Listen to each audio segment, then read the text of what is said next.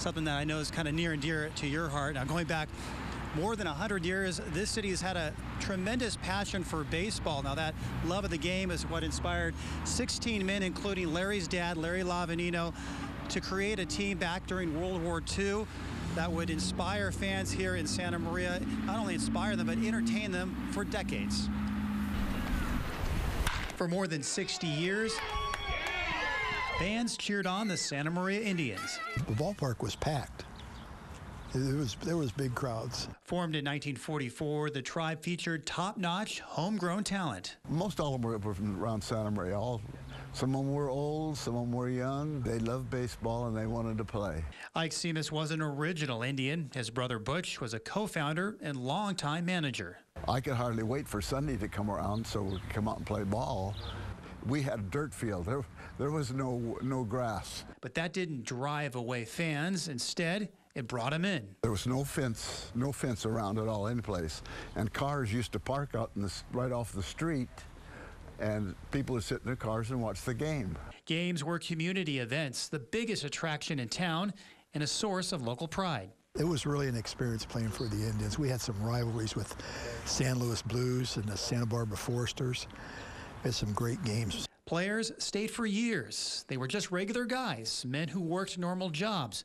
But on the field, they were stars, household names, and idols to kids. We had our own big-time players right here in town, to us. We start emulating these guys. For more than 25 years, the Indians continued with a winning brand of baseball known throughout the state. Then in the 1970s, under the direction of Scoop Nunez, the team shifted its focus. It got very competitive, and when you now start to try to get competitive, you try to get the best players. He reached out a little farther than I think other people did.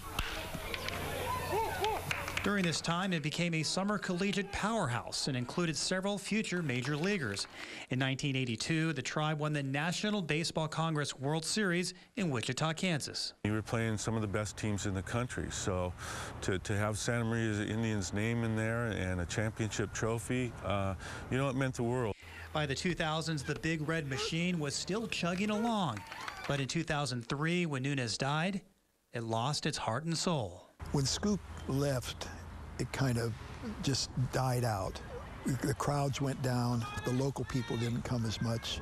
The Indians last played here at Elks Field in 2008 when ownership decided to move the team to Templeton.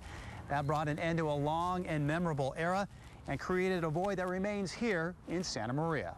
I think it's sad at this time that we don't have them here. There's sacred ground, and I believe that Elks Field is sacred ground, and the Indians need to be here. Which they still are in memories.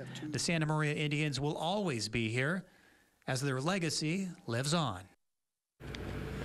Yeah, the team's gone, but certainly not forgotten. I also want to thank right now Eddie Navarro, who we heard from there. All those great photos he was able to show me, I was able to use for the story there.